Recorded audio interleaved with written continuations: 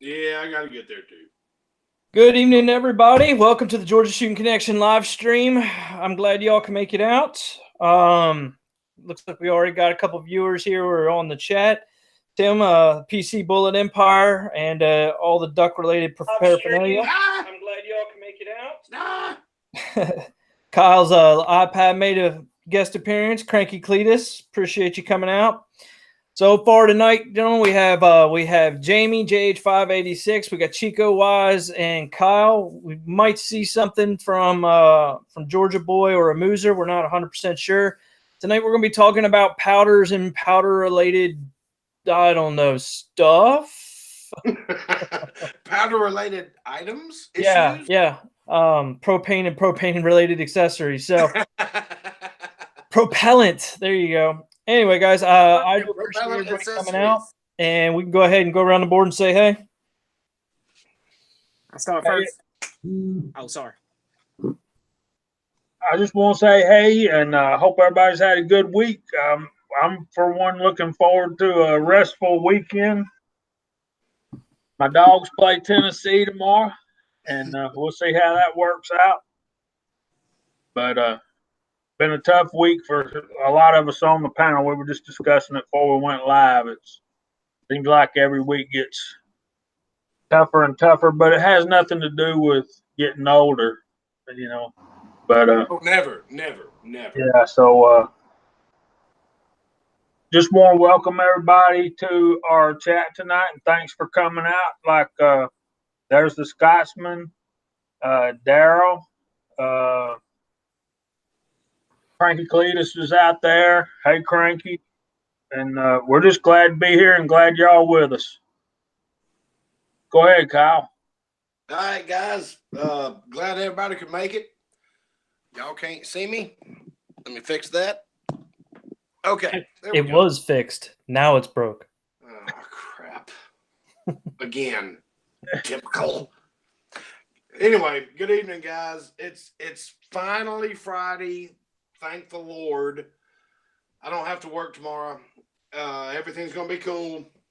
I made it through. It was hard. I want to thank everybody for being here. We got a couple of little topics to talk about. Chico is on the panel. And hey to everybody in the side chat, Scotsman, Tim, and everybody else. And crap, I ain't scrolling back through it. Just want to say hey to all y'all. And Chico, take it. Yeah, hey guys, thanks for the link. I'm excited about being on the panel. It has been a rough week for a lot of us, probably just like a lot of guys in the side chat, but I'm glad it's Friday. But I'm excited about this topic. He said powder and powder related stuff, so I'm sure we from the side panel, the side chat, we got a lot of seasoned guys. You know, I use that seasoned word a lot, so I'm interested to ask some questions and get some feedback from all of that. So I believe that my season must be butt rub. I think that's what my seasoning is. Is it Bad Byron's butt rub? Yeah, absolutely. Thrown into a pot with a whole bunch of apple cider vinegar to add a little bite.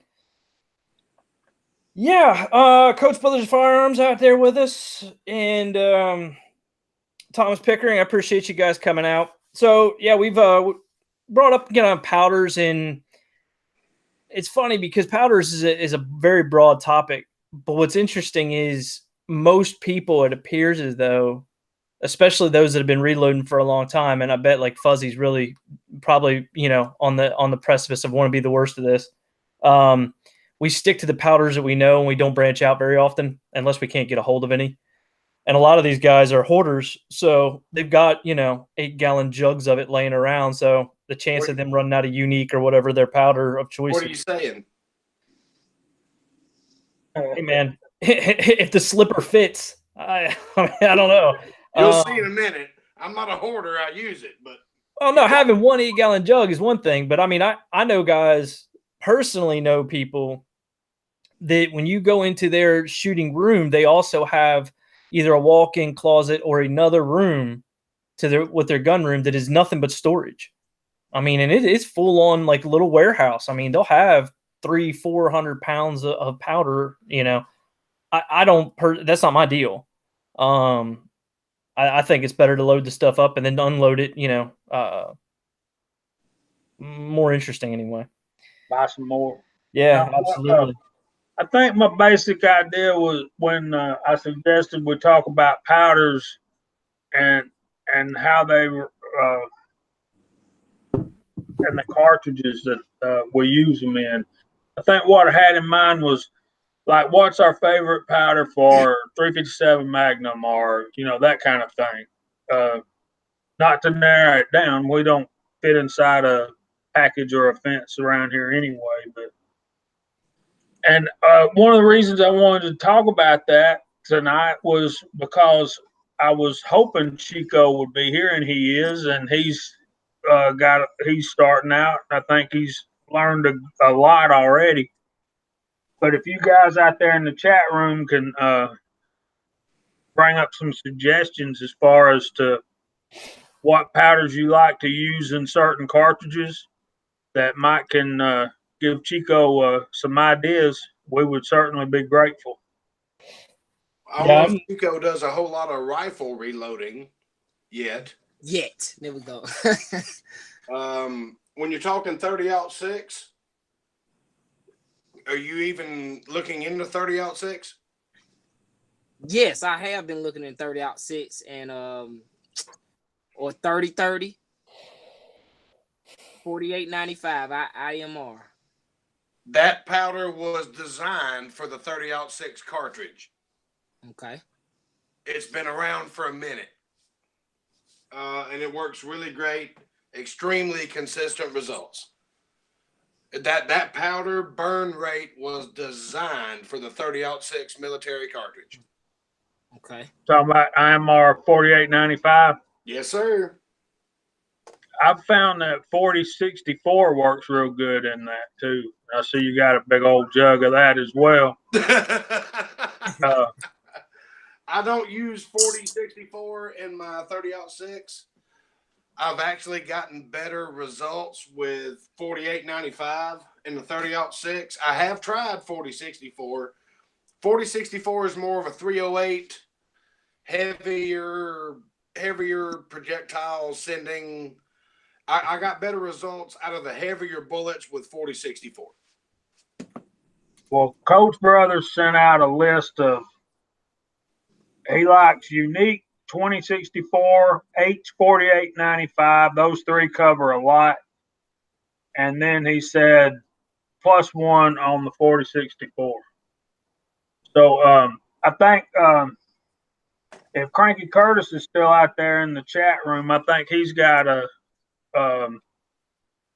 he may be ready to make an announcement before too long. So we'll yeah, he's out there, Crank Cletus. Yeah, we'll let him talk about one of those cartridges you mentioned there, Chico wise. Yes, sir. Yes, sir. So you have a 30-30? No, I've been looking into lever guns. I like lever guns, and so the next lever gun I've been looking at is either probably gonna be a 357, which is it's gonna be a pistol cartridge, or I almost had a good deal on. Didn't I tell Kyle about that model 94? Was it a Winchester I was telling you about? Yeah. You're trying to double up with a pistol and a rifle in the same caliber. Yeah, so it may be 30-30 if I can find one at a good deal or something like that. But for the experience, for me learning, because I've got some other rifles, 5.56 and 7.62 39 about 39, but I like the older stuff, the 30-30, 30-06 and stuff like that. But I think the experience that I would gain from that would be very helpful in my reloading. Because I like he said, man, I've learned a lot. I've learned some stuff today that I didn't think about. So, well, do tell. So I went to the range, right? And when I first started loading my 9mm, I was using the CFE pistol, right? And then I switched to tight group. So the loads were totally different, like the tolerances or the like for instance for CFE pistol, my load was like 4.9 with a 124 grain bullet. When I switched to tight group, it was like start at 3.4 and the max is like 4. I was like, why is it so short? And Kyle told me, he was like, I believe he said it was hotter or it burns faster. Is that correct? It's a very low charge, high velocity powder. Right. It's hot. Right. Energetic, I think, is the word you're looking for. Yeah. Thanks, Nate. You can get it. Go ahead, get the candy. Sorry. So yeah, today I end up taking a tight group, and because I wanted to see which ones work, and I was nervous about going to the 4.0. When I talked to Kyle about it, I said, man, I got these rounds that I loaded to 3.6 and probably 3.7, and it seemed like they're where I'm aiming at, they're a lot lower than where they should be hitting at. He said, well, take it to the max. I was like, oh, you know what I mean? Me being new, I'm kind of was like, so I kind of put like 3.9 to 4, and I think the max on that was 4.1. But no, I was telling you what I was running in mine. I said, right, well, this is what I found real good. And I understand that, I'm always, like I said, cautious about stuff.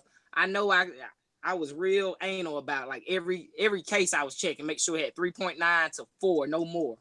But those shot so well, so accurate for me today. I was like, dang, I like that charge. So I think that's where I'm at with the what did I say that was? Tight group, yeah. So Tight group like, that's a double entendre right there. Has double meaning. Talking about that one? Yes, definitely that one right there. I don't have that big one. I've been right there where you're talking about, Chico. Yes, sir. I felt like I was loading.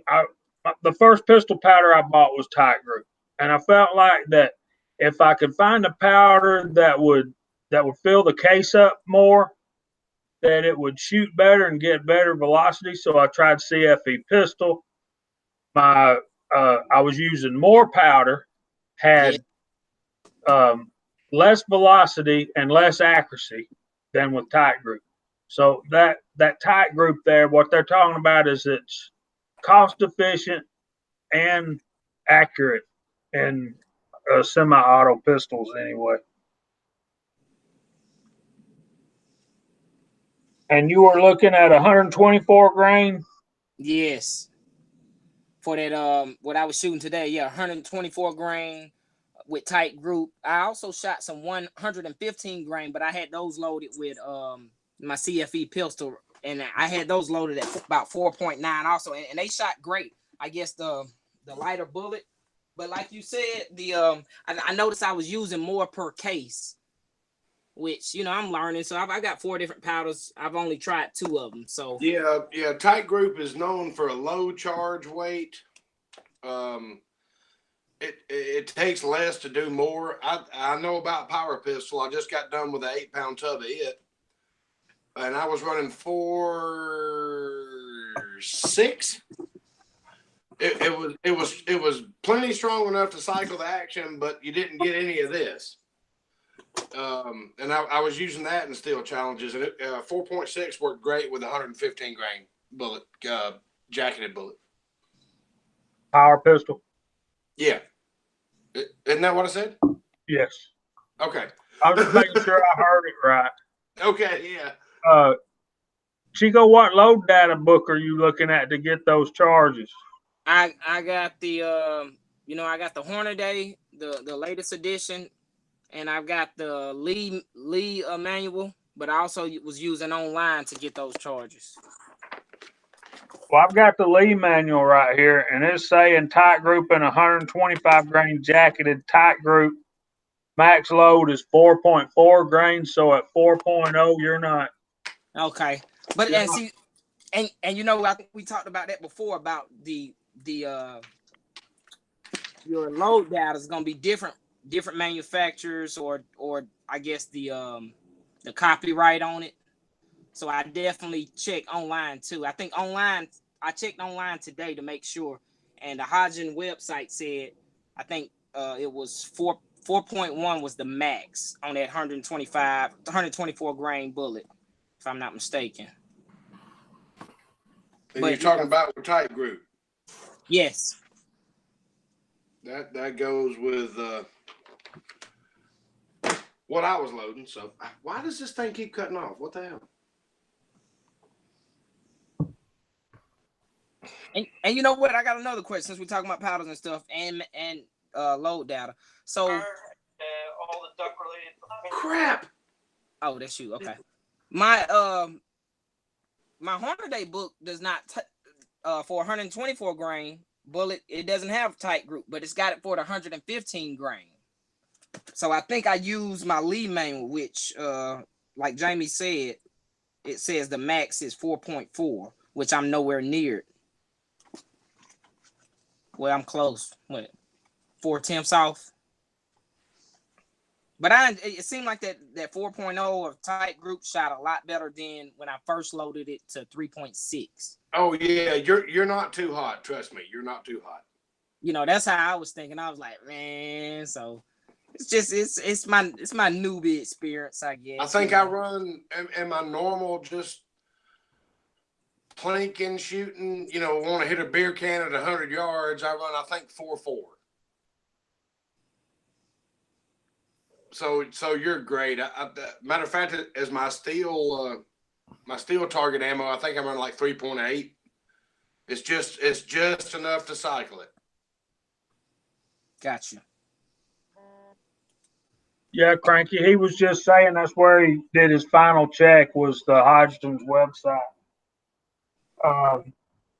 Coach Brother says keep your eye on the seating depth as well, because as you seat deeper in the case, it's going to build pressure will build quickly.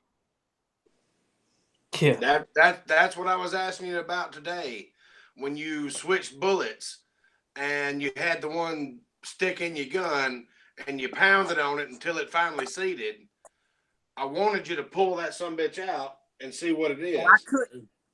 Man, it locked up halfway. Man, I couldn't rack the slide for nothing. I didn't want to call nobody. You know, I'm on my hunch. I didn't want to call the range people in there because I go to the range a lot. And it's happened before with an older gun or something like that I chambered too many times where the case swole and I kind of just knocked it forward. I was like, I got to shoot this one. But as I thought about it, I had only loaded 5 of those up. And what happened, I believe, because I used a different profile bullet because I was loading round nose when I first started loading. That was it. And I got these bullets, and one night I just loaded up 5 of them. I didn't change the seating depth or nothing, but because it has that shoulder, I assume, or I like to think that when I seated it, I should have seated it further, and it could have jammed up against the ramp or something. But when I cocked it, I didn't even pay attention that it was kind of locked up. I pulled the trigger, it was like click, and then if y'all seen that video, I was like, uh-oh, and I was in there like hitting at the back of the gun. I was, still pointed down range, but I was like, I couldn't rack it back or nothing. I tried to rack it before I hit the back of it, you know what I mean? But most of that stuff that I've determined is improper brass sizing. Like either you put a really big bullet into a semi-spec case and it swelled it up to where it won't fit in the chamber. Well, there's another thing that happens there because you went from a round nose bullet to it's like a flat point. Can you see that? Yeah, well, a truncated cone, whatever it is. Yeah. See, the thing, a round nose bullet is going to have more weight of the bullet in the nose. So if you have 2 bullets that are the exact same weight, one's a round nose, one's a truncated cone or semi-wad cutter or whatever, the one that has the truncated cone is going to have more shank on it, right? Yeah. So let's say you go to the exact same overall length that you did with your round nose. Now you've actually got more bullet into your case. And if your expander die doesn't go down deep enough, you'll end up putting a ring right around the base of that bullet that wasn't there with the other one. You see what I mean? That's where you can get into these 10,000s make a big difference. Right. And not only that, it's also seating a little bit deeper, which could give you some seat a little bit deeper, and it's going to have more neck tension, which could give you some volatility. I mean, the thing that gets me with the 9mm is that it is a kind of a lot of people probably won't say this, but I think it's a hairy cartridge because you have so little case capacity and you're pushing them so hard that you have to use energetic powder that could have a 4/10 of a window of powder charge. But if you think about that, if you've only got, let's say you have 20 grains of powder and you have a full grain of window, well, that's 1/20th of the powder charge. But if you have 4 grains and 4/10, it's a much bigger percentage of the powder charge. You see what I'm saying? Right. So Yes. you can end up with one of those situations where everything looks to be right, but it's absolutely all kinds of wrong. So you just kind of have to work up to that stuff for sure. You have to start at the basics, though. Chico, did you take the barrel out of your pistol and plunk test around after you loaded it? I probably didn't with that one because it was the last loading. So I know because I had already loaded up the 4.0s, you know. So when I got these bullets, I was like, you know what, I'm gonna load 5 of them up. But for some reason, just me, Well, not paying attention. Uncle Jim called that out here a little bit ago, and since then, all kinds of mischief has happened in the side chat. But yeah, they said especially on the CZ because the clearances are a lot tighter on the CZ Right. barrels. Pops commented early on my video. He said, "Yeah, the barrel," and I was like, "Yeah." I was thinking it. I just started analyzing. I said, "Yeah, I didn't do that." But and what I'm gonna say, they're gonna give me crap about. Give me shit crap. You know, I was about. You see, I'm trying to watch my language, man. My sister may be around. Like you're the first one that anybody has given crap to. I did use my case gauge, my Dillon case gauge, but I've heard people say they're not always. Your barrel could be different, right? If it'll fit in that case gauge, it should work in your pistol. And I case gauge everything, and they work. But like I said, I believe I'm looking. It's my understanding that different profile bullets need to be, or they should be seated at a different depth compared to a round nose. That's the only thing I was thinking about after it happened. I was like, did I seat that thing at the same depth I set the round nose? So it was too long, right? I kind of think it was. So I think when it hit the ramp, it drove it in. And man, and I was just like, I pulled the trigger. It was like click. I was like, hold up. That's why I was asking you. Once it finally chambered, eject the bastard, measure it, and see. Oh God, that's 30 thousandths or something. You know. The case. Let me help you out for a second, Chico. Yes. I've got this thing right here. It's the Lyman ammo checker. Okay, and I can do 8 different cartridges in there, and I can do the plunk test. And this is advertised to be cut to a SAMI minimum chamber.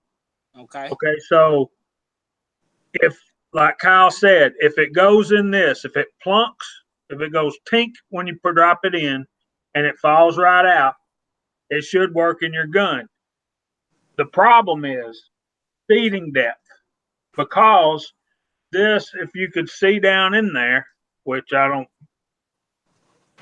there's no rifling cut in this. Right.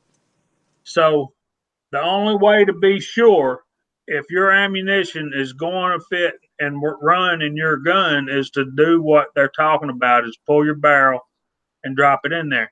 And I'll give you an example.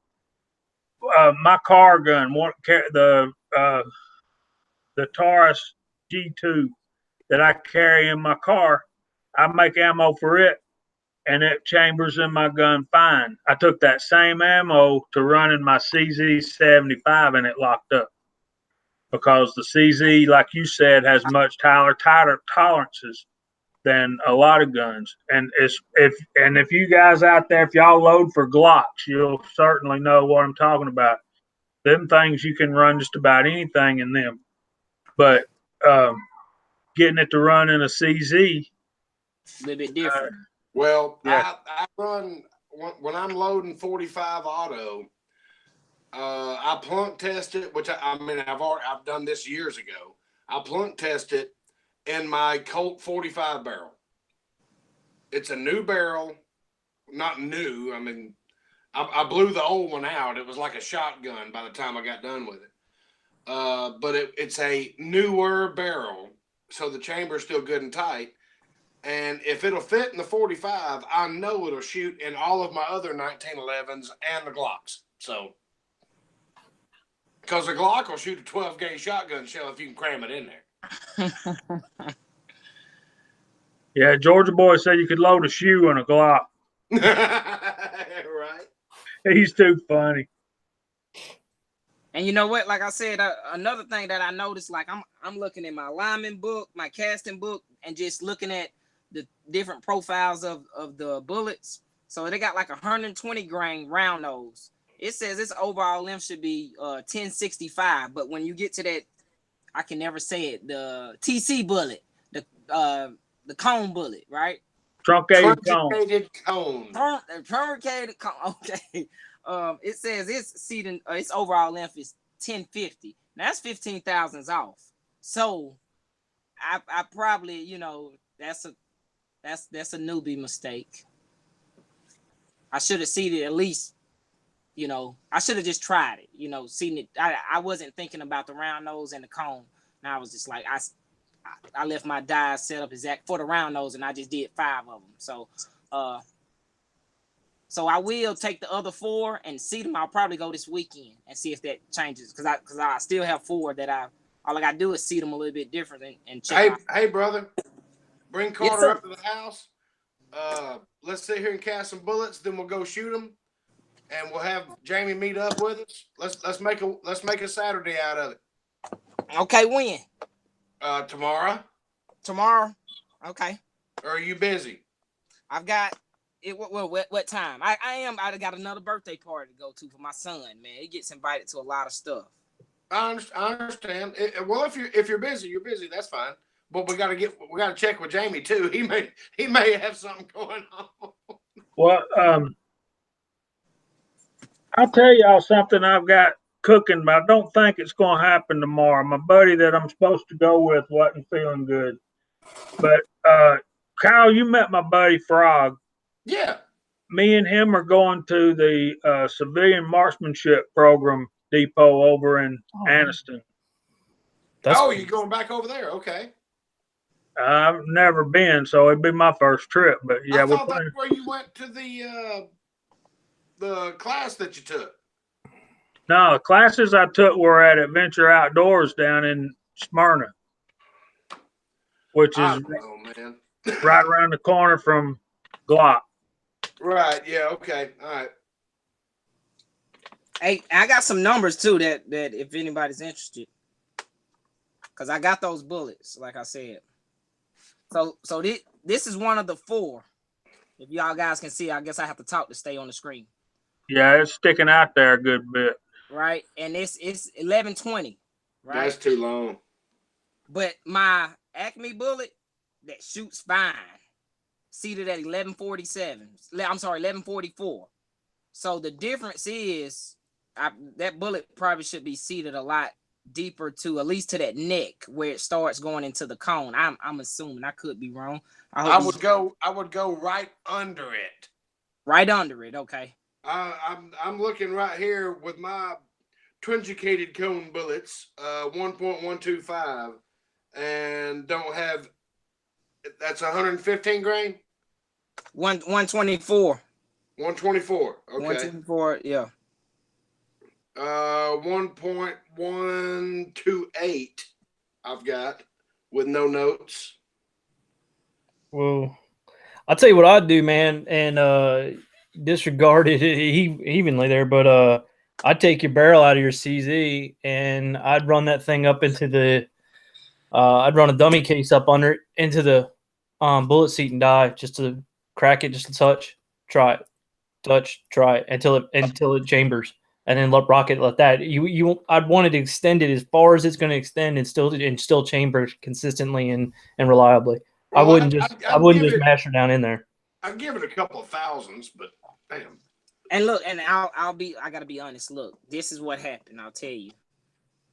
Everything else, every round nose. Remember when I told them, like when I first got into reloading, I loaded up like 15 dummy cases, right? Just round nose, different lengths, checked them, put them in like 3 different of my guns to see if they would cycle. And when I came to a good overall limb for all of them, it cycled in every gun. I ran with that, which was like 11, anywhere between 1130 to 1140. And I didn't do that with these. Like, I didn't do any dummy rounds. I loaded them. I wasn't even thinking about the cone, the different profile of the bullet. So I may do that tonight and do like 3 of them and see if they cycle. You know what I'm saying? With no primers, no powder, just a case and a bullet. Actually, you can take the ones that you've already loaded that don't damn work and push them down deeper. Right. So, you know, like I said, that's just my newbie type deal. You know, I should have, you know, because I was loading that round nose and I didn't think about it until the gun locked up. I was like, I probably should have seated them a little bit deeper. So yeah, well, that's what Coach Brother said. He saw you hold those bullets up, and he said there's a lot more green bearing surface out of the case than the red one. Yeah. There's way too much sticking on the other side of the brass. And that's what I said when I seen it. I said, that looks long. And yeah, now see, when you get your barrel out of your gun and you make up your dummy rounds, you're going to have to adjust your charge a little bit as far as how much of that bullet is sticking in your case. Right, yeah, because my pressure will go up. See, the best case gauge that you have is the barrel you're going to shoot it out of. And like Nathan always says, that if anything changes, you got to start over. Start back at the minimum and work your way back up. Right. That's a safe way to do it. Especially when you're dealing with something that can be relatively volatile, meaning that you have an energetic powder and small case capacity. Right. That could just want to work up to it. I mean, oh Lord. Willie, thanks for coming out, brother. I saw you made a comment on a video on one of my tourist videos. That full playlist is on TRN and on YouTube if you want to watch that up. Talk to Mike Treens out here, brother. I appreciate your gift. I've already took some looks and trying to actually figure out some combinations to be able to load some stuff up a little bit more easy. Who else we got here? Coach Brothers Firearms. I hear people saying Taco. I don't see him, but he's out there. There you go. Full that Taco. Glad you can make it, Mike. I appreciate it. Who else we got going on out here? Cranky Cletus, of course.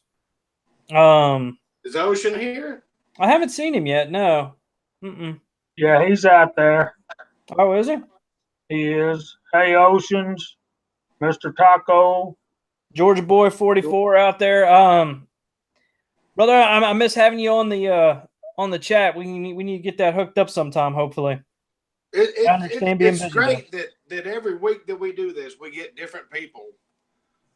You know, I mean, we love our normal people, but you know, every week somebody's not busy and from the other side of the planet decides to stop in and say, "Hey, that's awesome." It is always neat, man, when you have somebody new come in, and like you said, you know, from the other side of the planet, which is always ridiculous that people from all over the world.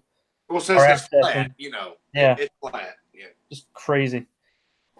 So let's get back talking powders. That's what I say. So back on the topic of powders, it's funny because mainly when it comes to handguns, I tend to be a old Hercules / Alliant guy, even though I have moved to some accurate arm stuff. And then with rifles, I tend to go IMR / Hodgdon. But I haven't messed too much with the Alliant rifle powders. It's kind of funny how that worked out. And it comes from my dad. It's what my dad used a lot of, even though he used a lot of Winchester, like 231 and stuff. But I never messed with it too much with that. But it's funny how it's just kind of like tradition. Like I just stuck to the powders that he used and got used to using them. But lately, I've been trying some CFE. I've been trying to try some different stuff. And I don't know as if there's really that much benefit. I'll be honest with you. Well, I don't think any of us can go full Tim Robinson. Well, I'm not that guy. Like, I'm just not that adventurous. We're going to use 12 gauge shotgun powder and a 500 Smith & Wesson Magnum. Let's just see what happens. Somebody had to do it though, right? Like you look at a lot of those Alliant powders and stuff like that. A lot of our pistol powders are shotgun powders. So somebody did it at some point, and it just became normal. So I see that point. I'm just not that adventurous. I'll let Tim try it. Exactly. I like watching his videos. I'm a chicken. So Yeah. Nate, I know you said you tried CFE, right? Yeah. It was CFE pistol. Mm-hmm. How'd you like? I remember you asked me before when I first started loading it. You asked me, was it dirty? What was your perception of it? My perception is it loaded good. I haven't shot it. Oh, okay. I haven't, man. I haven't gone shooting, and I don't remember the last time I went shooting. And in fact, it's October, which means that my membership at my shooting range is lapsed. So if I go down this weekend, it'll be the last weekend before I have to get another membership. And I'm considering going to another club because they're closer and they have more stuff going on. I don't know. We'll see. Cool. But yeah, it's just funny, man, because I've done some experimenting, and I don't know, man. I don't know if there's that much difference. You know, a lot of these powders are all based off of old powders. Mm-hmm. And then there's some that get kind of pet load. I know, like the 4570. I think it's Reloader 7. I think is a real common. I don't know. Like Trail Boss has been the newest kind of powder that I fell in love with, and I got my 45 Colt. One of the first powders I bought for it was Trail Boss. And well, it is the preferred powder from outlaws and lawmen. Yeah. And my dad asked me. It was funny because we had never seen it before, and I bought it, and he's like, "What the hell are you going to do with that?" I'm like, "I don't know." I looked at the powder. I'm like, "Well, case capacity is not going to be a problem, so placement's not an issue." He's like, "How do you load it?" I'm like, "I don't know. Fill it up, strike it off." I didn't do it, but I mean, it was close to that, man. It's just like, I don't know. We'll figure it out. So Trail Boss is probably one of the newer powders I got into. I'm trying the CFE though. We'll see. I know you guys are using that Shooter's World stuff, which I haven't touched yet. And for the dollar per pound, that stuff's got some. Yeah, that stuff's got some. I haven't tried. I haven't opened it yet because I'm still, I'm taking my baby steps. I'm telling you right now, Jamie's not getting this back. Oh man, yeah, I got the ultimate. I got the ultimate, and it was crazy because I was at a gun show down here where I live, and I believe what Kyle just showed, it was all sold out. So I was like, I want what's sold out. That's what I'm saying. Jamie's not getting it back. He was like, but this ultimate is pretty good. And I was like, for the price on it, which, it was like $17. I was like, give it to me. So it's got some data on it, some load data on it. And I went online, that they've got their stuff online. So here's what I've got. Oh, well, that's what I had. Elvis. I just went full Elvis ammo. Okay. Here's what I've got. Full size 44 Magnum with thank you Taco, the 240 grain Lee tumble lube. And I'm loading these with there it is. 17.2 grains of this generic heavy pistol powder. And oh my Lord, is it a blast to shoot? It's comfortable, it's accurate, it's not a whole lot of powder, so you're not blowing through your stash. Because when you start loading bigger caliber stuff, you start blowing through a lot of powder and just not having a whole lot of fun. That's actually a really fun round to shoot. Yeah, it's been mentioned on here a couple different times. Like I'm also a unique guy. If there's one powder that I could stand to have a 20-pound keg of, it'd be unique. I'll use it in anything. And when I first started getting into cast bullet shooting, it was being used a lot in cast rifle loads too. Especially kind of like, reduced power, like milsurp stuff, like, 43 Mauser kind of stuff, things like that. I love unique. Even though people complain about it being dirty and stuff like that. I don't know. I haven't had that problem unless I'm not pushing it. I haven't seen that problem. I've used Unique in 44 mag, 500 Smith and Wesson, and that's about it. But thanks to Jamie, I have Unique. The worst dirty Unique I've ever seen.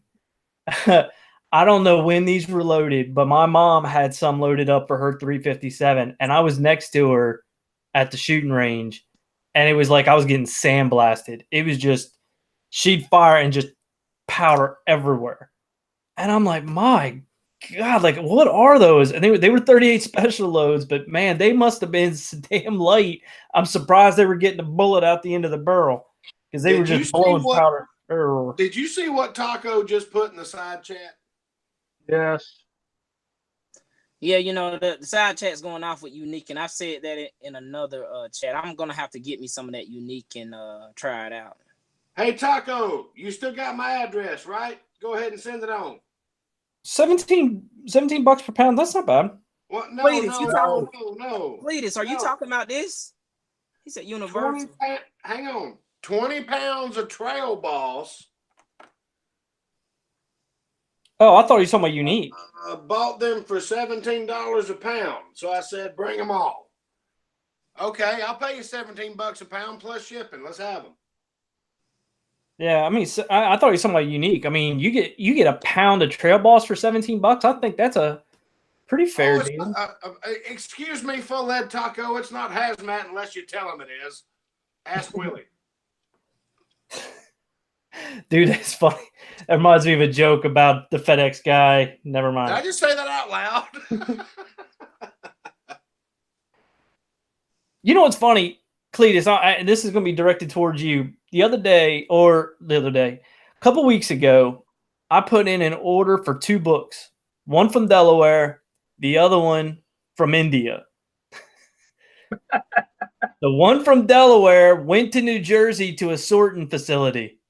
The one from India had to come from India. And they damn near came here at the same time. Like, it got hung up there at that sorting facility for like 2 weeks. Just standard mail. I'm like, my God, what is going on up there? It's like I'm just imagining Chris Christie having like pallets of donuts coming through. Can you imagine how weird that dude would look like if he lost a bunch of weight? Like, it'd just be so startling. I wouldn't Can even you recognize imagine him. how cool I would look if Full Lead Taco lost all the weight of that powder and shipped it to me? I'd look cool as hell. Quite possibly. Yeah, I really do. I have probably 10 pounds of it here. Trail Boss. No, not 10 pounds. I've got one 5-pound container, and I think it's actually supposed to be 5 pounds, and because it's in the 8-pound container, and then like 3 bottles. So yeah, whatever. I haven't been able to find that. I mean, I've got the 4064 in the big jug, the tight group in the big jug. I've even got Silhouette. Now, I've never found a use for that ram shot stuff. Do what now? I've never found a use for that stuff. I've tried it. Well, there's a great use for it because when no other powder is available, this is what you can find. But the thing about it is, you got to be careful with that stuff because let me tell you, there's a hell of a difference between 4.2 and 4.4 grains. Of what? Ram shot Silhouette. Wow. Right here. Yeah. Ram shot Silhouette. There's a big difference. I mean, it'll blow your brass in two. Yeah, somebody brought this up. Look, it does come in 5 pounds. So this is the 8-pound container size, but it's a 5-pound thing of it. I haven't cracked this one. Where'd you get that? And do you have access to that? I got it from Graphs a couple years back. Son? Yeah, that's who I do most of my trading with. To use my brother's term. Yeah, I deal with Graphs more than I deal almost with anybody. Right. I'm like the company. I got a lot of this. I was just wondering if you had a gun store down there and I needed to make a trip. We do have a gun shop down here that has a pretty good size selection of powders. They're in Moultrie. We call them this weekend. Decide. Dude, tomorrow, we were going to go to Perry tomorrow. Well, hell, that's halfway here. Well, that's for the fair. And then that's kind of gotten changed. And right now it looks like we're going to, I know this probably don't mean a lot to you guys, but David Wright, it's going to be his last game is on Saturday. So Saturday night. So we're kind of going to stay in and watch Mets game. That's cool. Actually, it's not halfway here, but it's a lot closer. Perry's about halfway, I'd say. Because it takes me to What exit number are you? 16. I'm Which way you come in? 290. I'm 290. Yeah. I'm saying time wise. Like if I get a straight shot through Atlanta and don't get hung up, I think Perry's about halfway to you. Have you ever gone straight through Atlanta and not gotten hung up? Yes, dude. And it creeps me out every time it happens. Like now I never going the other way. Never. Like if I'm going north to south, I'm always going to get hung up. I've never got straight through, but going south to north, I've cruised through Atlanta. Well, you have to go through Henry County. I don't know why, but right there is the bottleneck. Yeah. You're going to spend about 5 hours sitting there. Half the time when I go this tractor trailer's burning, and this asshole ran to this asshole, and this guy decided to kick the windshield out of this car. Yeah, half the time when I go up, I'm clear. Now, it depends on what happens in that one section of 75 where everybody decides that they need to be in that they don't mark that the right-hand turn lane isn't marked. So you end up with like at least 10 people, man, just all merging 5 lanes at one time. That happens. Talking about the people on 675 trying to get back on 75? Yeah, there's a spot right there that's not marked well. And it's just every time you go up there, tourists and people that don't know where they're going, man, they end up cutting over everybody and it slows everything down. Sometimes let me tell you why they didn't mark it that well. Because most of the tourists are from Florida and they're already in the left lane. Yeah, because they like to ride there at 50. Yeah. Flipping nuts. Right there around Moultrie and Hampton, it slows down. I don't care. Unless it's 2 o'clock in the morning, you're going to slow down right there on 75. Yeah. But I got a couple of more Shooter's World powders if y'all want to talk about those. I've got Clean Shot, which is very similar to Tight Group. And Jamie, we need to play with that. What do we have that's the same? 40 cal. Yeah. You load some 40 cal. I'll load some 40 cal with my Tight Group. Let's compare them. Okay. I have some loaded with this, 40 caliber loaded with this already. Okay. I got plenty of it loaded with Tight Group. So what's cool about the Shooter's World powders, for you guys that aren't familiar with them, is there's load data right there on the bottle. And it freaked Kyle out when I gave him that heavy pistol. It's got data for a 300 blackout as well. And then another one I have that I haven't used yet is tactical rifle, Shooter's World tactical rifle. And it's got data for 223 Remington, 308 Winchester, and 3030 Winchester. And then something that's fairly new. But before we get there, let me say this about these Shooter's World powders. Y'all think they're new. They're new to us, but these are not new powders. These are made by a company called Lubbock's in the Czech Republic. And from what I understand, they've been in business for a long, long time. See, so I knew my CZ would be good for this. That's why I bought it. Right. There you go, man. Another thing in the powder, from Hodgson's anyway, is this CFE. I know it's been out a few years now, but this works. This CFE 223 works really good, and it's supposed to erase copper fouling. I don't know if it does or not. I don't get to go to the range like I want to. But you got the CFE pistol too. Nathan's talking about that a while ago. He's used some of that. He needs to get out and shoot that. But this tactical rifle, I don't know if y'all can see the price tag on that or not, but it's 19. and you can get it cheaper when they run sales on them. But yeah, this Shooter's World stuff is good powder. I've shot it in my 357 Magnum. I'm going to try this clean shot in 40 Smith & Wesson and probably in 38 Special. It also has data for 45 auto and 9mm Luger, so I'm going to load up a bunch of 9mm with that clean shot too, and test it against tight group. I'm telling you, I love this heavy pistol for a 44. It no doubt is a pleasure to shoot. Hell, I just cast another. Oh, hang on.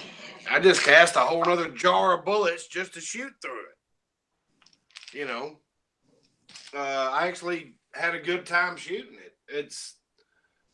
I've got certain loads that are substantial, and those are just fun. Even Angel shot it, and she was like, "Oh, this is fun." It's accurate, and it doesn't blow your face off. So that's I think that's kind of a deal breaker is when it blows your face off. It's right. probably not the best load. Now, what do y'all use? How many of y'all load 300? Am I the only one? Short aside, I don't. I know Uncle Jim does, and probably Willie does too. I think Willie, don't you load 300 blackout? Yeah, he does. Coach does. These are my go-tos for 300 blackout. Little gun and 4227. If we're going subsonic, I like little gun. And Uncle Jim, you can chime in, which I'm sure you will. Supersonic, I like 4227, like with 110 grains, 125s. That's all great. That 4227 is weird powder. What? So that 4227 is a strange powder. Yeah, you can use that in a lot of stuff. Yeah, it seems to work in a lot of situations that are very different. Right. It almost seems like it's the same thing as this. Not to me, man, because it's like if I load up that my 45 Colt like I did with Universal, like I did 4227, I just made a pipe bomb. That 4227 it just seems to work in so many odd applications. It's like if you're throwing a whole bunch of junk together and you have no idea what to do, it's like 4227 probably. I don't know. Just welcome, Big Al. Big Al's in the house. Big Al, good to see you. Vanessa Kitty's talking about maybe applying for a good position here. I hope you get it if you do apply. Willie, always nice to see you, brother. Big Al. Who else here? We got Coach Brother Firearms. We've been talking a little bit about PSA doing a lower parts kit. I'm seeing some talk about that. Bullseye shooting. Talking about using bullseye powder and 45 ACP. That is the other option if you don't want to use the correct, which is unique. Dara Guyton. CFE powders, he seems to think they shoot pretty good. And Bacon. Bacon's popped in. So good to see everybody out there. Ocean 374. He used True Blue. We were talking about you having some of them Western powders. I loaded up. I made a hot 45 Colt load out of True Blue, and it was the single worst load I've ever had in my life. I'm telling you, Kyle, like I with my Ruger, I know what it's going to do. Right? I'm never surprised. Like there's a center of a target, and it's going to get eaten up. And I loaded up and I made that True Blue load, and when I got the velocities right up to where I wanted them, which was pretty freaking hot, but it was all it's all kosher. That thing was like minute of pie plate, and I'm like, God, it's just terrible. And I tried monkeying with it, and there was nothing I could do. It just was horrendous, and people were saying there was a really good load for that, and I was like, that wasn't my take, but Ocean said he uses it 9mm. Let me give you mine. It's 45 long Colt, tight group, 4.4 grains of the 230 grain Tumbaloo bullet. Seat them to the top groove and crimp them. You'll be happy. Well, for my handgun, I use a 255 grain key style, and I just fill it up basically with trail balls. Yeah, correctly. I've got 45 autos and I've got 45 long Colts. I just use the same bullets for both. Yeah. I use 200 grain bullets for my ACP. I love that combination. That 200 grain. In my wad cutter. I remember that because I got a 45. I said I'm gonna have to try that one out. Yeah, that 200 grain Lee semi-wad cutter bevel base, especially now that I can powder coat and I don't have to wipe the bases off anymore. Oh man, that bullet is amazing, and it drops out of the mold. Once you go blue. Once you go sorry. Yeah, the old bevel base, I used to hate them, man, because when you run them through your lubricizer, you're really supposed to clean all the lube off the base of the bullet, and that bevel would always get a whole bunch of lube around it. It used to drive me nuts, but now that I can just powder coat them, that is my bullet of choice. That's why I run the same ones through my 45 and my 45 long Colt. And they're both extremely accurate. I've actually dialed both of them in to where I have a separate charge for each one of them. I have a separate container for each one of them because I really enjoyed shooting the 45 long Colt so much. I went away from just boxing the ammo and bought a 50 cal ammo can, and that's what I'm putting them in. Uncle Jim says add H110 for your 300 blackout. Yeah, I've never played with H110, period. Never even bought a pound of it. It's good powder, especially for I really do like it for 357s. That's like my. Well, that's what's weird. I've never bought a pound of it, but it's the perfect preferred powder for most of the shit that I shoot. Which just means that you're contrary. That's all. No, I just exactly. But Bacon says the powder coat does make bevel base much more pleasant. Yes, it does, sir. Anatomy of a pew. That was cool. Chico, when you came off when you moved around, instead of your picture, it gave your icon. It was the first time I'm able to read it. I need glasses. It's an anatomy of a pew. I'm like, oh, that's cool. Yeah, I've had that up there for a while, but that my tablet was dying, so I guess it took the video off real quick. Yeah. I plugged it in, so that's something I found. I put as my picture. That's cool, man. That's real cool. I have I got a Tumblr, Pew Pew Life, and it gets some questions. I was ticked when I got it though. Catherine got it for me, and what was on the website isn't what was delivered. I guess they had to change the vendor, and it went from being like this really cool like Dylan color matte blue to being like this kind of darker, real shiny blue, and the laser etching wasn't very good. I'm like, oh man. But I still use it. Kyle's hair? What? Kyle, why are you talking about your hair? And my hairstyle is not very becoming, so I put my hat back on. Oh. I've been at work all day, and I don't have... Hair's all the same length, man. It can't be unbecoming. I don't have thinning hair, but I do have, I don't know, it looks like a bulldozer turned a 90-degree turn on top of my head. But see, from my perspective, what I see is it looks as though somebody like put glue all over your noggin and then just shook hair on there, all the same length, and it's like perfect. That's all I see because I'm bald and I got long hair and it's all over the place. So you got a much more preferred position for your age. I would gladly swap heads of hair with you. Is it hat time? Man, I've actually taken to using the Rogaine foam, like hold on to what I got. Oh damn, no shit, really? Yeah, I've actually got new growth in there. I got a couple new hairs. I'm like, it's just working. You're not only the president, you're also a client. Exactly. I'm also a member. clip for a minute. Man, that tells you old when old commercials, like, yep, because Hey, how many licks does it take to get to the Tootsie Roll center of a Tootsie Pop? 3. 1, 2, 3.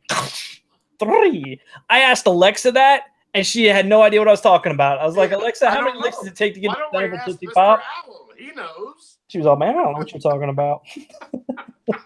Alexa's a millennial, and she has no clue. Oh yeah. Oh boy, we went really off the Yeah. Yeah, it's funny with this Western powders, how few of those. Now I use the Accurate, but those old Western ones, I haven't used hardly any of them, and I don't know that many people that do. You talking about reloader number whatever? Blah blah blah blah. No, the old Western ones, Silhouette and True Blue, and what's the other? The green one, Game something or another. Yeah, like I don't know. Crap. Yeah, there's something that's tack. I think is one of them. There's tack and yeah. Hold I on. got the whole when they were threatening to remove all reloading data from the internet. I went ahead and proactively downloaded and printed every single reloading manual from every powder manufacturer. So yeah, I've got it if you need it. But Come over here so they can see. Western Reloading, that's Alliant. That's who makes Unique. Okay. Yeah, I know. Well, they're all one company now, but Western used to be its Hey, own Carter. company. Look, he said, "Hey, look right there. Say hello. Look, you gotta look right here. Hey, buddy. Say hello. How Hello. you doing, man? He ain't looking at me. All right, now go. He gets everything. I told you he know how to work me, man. I was like, no, I got the iPad. You want to go to bed? Okay. Give options. You want to go to bed or you want the iPad? Which one? You can't get it, so I'm using it. But you know what? I'm just trying to think what else. I believe I've heard that this was a pretty good powder. I haven't dived into it yet. HP38 is great for anything handgun. Anything. So I assume if I ever find that 357 Rossi I've been looking for down here, I'll assume I'll use any of this probably if it's Well, HP38 and Winchester, I think it's 296, are essentially the same powder. Yeah, and I've heard that with certain powders. I've heard that they be like, "Oh, this is no. I'm sorry, 231. 231. I'm sure so somebody many knows numbers that. out there. Yeah, I've heard that where they say some powders are like almost exactly the same powder or something like that, which I don't. Yeah, 231 and HP38 are essentially the exact same thing in a different jug. That's not like Sprite is the same thing as Sam's Choice lemon lime soda, right? That's not the same to me. No. It's the same shit that came out of the same tank. It's like Amoco regular gasoline versus BP regular gasoline. Same shit. Same truck delivered it. And they just put it in a different bottles. Sprite and 7-Up's not the same thing. Right. That's how I'm thinking. Like, you sure? But No, I'm positive it's not the same thing. Oh, well, wait a minute. What I'm talking about is the same thing, but Sprite and 7-Up are not the same thing. Yes, I understand. But I've seen that with different powders. Or I've heard that, not seen that. I've heard that either watching videos or just searching on the internet. They say these powders are the same thing. They either put it in a different, or they change the number on it, or they supersede, Hang on, brother. I'll get it. There's only, as far as I know, Chico, to cut down on confusion, right? As far as I know, there are only 3 powders that are confirmed to be the same. And they're all Winchester to Hodgdon. Okay. So 540, 296, and 231. I think those are Winchester numbers. Look right here. You see my thumb? HP 238 or HP 38 and 231. Hang on, wait a minute. They're right next to each other, and all their burn rates and everything are exactly the same. Yeah, that's what I'm referring to. The burn rates. I've heard that before. They say that they're the same or whatever. So. And just because the burn rate is the same does not mean the powder's the same. Right. Now, Right. these cases with Winchester and Hodgdon, they are the same. They are the actual same powder. Now, there's some question about Hodgdon and IMR, but let's not go into that because that's just confusing because that's not been confirmed. But that Winchester to Hodgdon stuff is, and you can find it online real quick and look at it. Or you can look at the next reloading manual, and their places have flipped just because somebody wanted more promotion. I guess I don't know. But it's and I've had both powders. I got both powders in my gun safe right now because of what was available. They're both very good powders, and they're both the exact same thing. Cool. Good There you go, Nathan. TAC rifle powder. Yeah, Tim says it's great stuff. This stuff worked better in my 35 Remington than anything else I've done in my series so far. That's right. That did work really well. See, I knew there'd be something that and this was a close second. And I've never messed with that. Well, I just looked in the load data from the Lee manual. I know, Uncle Jim, you hate the Lee manual, but they had so many powders, and yeah, I'm gonna call Shooters World and find out what powder they would recommend for 35 Remington and try some of theirs before I start into my fine tuning, which is coming up soon.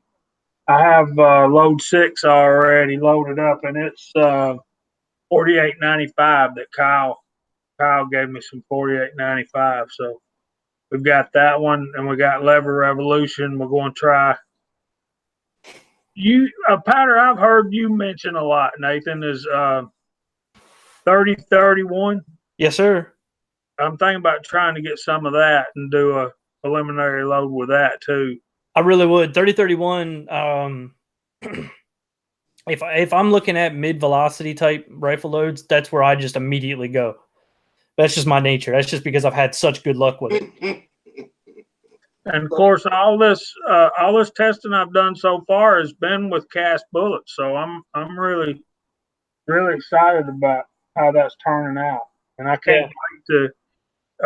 Georgia boy's pushing me to hurry up and get through. So because I got hunting season coming up, I don't think I'm gonna make it by hunting season, but I'm thinking what I'm gonna do is I'm gonna load up some of those tack rounds with the cast bullet, put gas checks on them, just load them up, take them out there, and I'm gonna load up some of the store-bought bullets, those Hornady bullets with the polymer tip. I'm gonna load up some of those for deer season as well. What I've done is deconstructed one of the Lever Revolution bullets, and I think what they charged it with is 36.5 grains. So I'm gonna load up some of those and get my seating depth right. I actually watched a video from what was it? Like recycled 7.62 or something like that, disposable 7.62, and he did lever action 308. No, I'm sorry, it was bolt action 308, and he gas checked some of the bullets, and he didn't gas check the other ones. Loaded them with trail balls, and the gas checked ones were extremely superior. I was watching that right before we went live. It was just one of them, one of the things you watch. Yeah, it's funny that 3031 thing comes back to my 303 Brit, and such a silly thing, but when I picked the load for the 303 Brit, I got it out of the Cartridges of the World manual. I didn't know any different, and they had the right weight of bullet, and I mean, trying to find a 303 Brit that'll shoot, one MOA is very hard to do. And that 3031 was just perfect. First load, first try. I was like, this reloading shit's easy. So, wait. You're telling me you have a 303 infield? Yeah. They'll shoot one MOA. Mm-hmm. At how many yards? Well, it's always at 100 is how one MOA works. I'm just wondering. I didn't know if you measuring it at 10. No, Really? dude, She shoots an inch or even under at times, depending on how good I'm doing. I've gone through about 4 of them and damn near ended up using them for firewood. What happened with mine and my 303 is a funny story to me because, you know, it was my first rifle, right? And we went to a gun show in Salisbury, Maryland.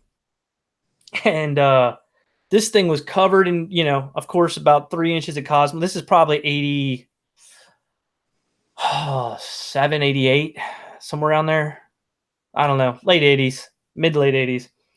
And it was banded. So it had copper bands all the way down the barrel for launching hand grenades. It was a grenade launcher. And I was like, I want it. And we ended up buying, I think we paid $50 for it. And we cleaned all that crap off of it and cleaned it up. And we're like, this thing's brand new inside. So it's like they wrapped it for grenade launching and then didn't use it for that purpose. So it never got used. And so like the rifling stuff in it is like brand new. The muzzle's brand new, just about. I mean, well, not anymore, but it was really, really nice inside. Now the stock was completely roached. The old man cleaned it and then stained it, and it turned out the ugliest color of green humanly possible. And so we ended up changing that and putting a composite stock on it and scoped it, man. And the thing just shoots like a dream. The key is use a big long round nose bullet for it. He couldn't get his. Dad's got 3. He's got a jungle carbine. Is he down? He's got 2 or 3. Anyway, he's got one that's an old sniper rifle, one that's a jungle carbine, I know for sure. And the old sniper rifle was like a 4-inch gun, and we changed over to the 174 grain round nose, and it tightened up to like 2. So the right bullet makes a big difference with that gun for sure. Not that we're here to talk about 303 Brits. Sorry, I kind of hijacked our. No, it's cool. Yeah. I've got all kinds of gunpowders down there in the safe, but I just brought out what I used the most of. Run through the run I down got a the weird chat question. room. I'm sorry. Go ahead, Chico. I got a real rookie question.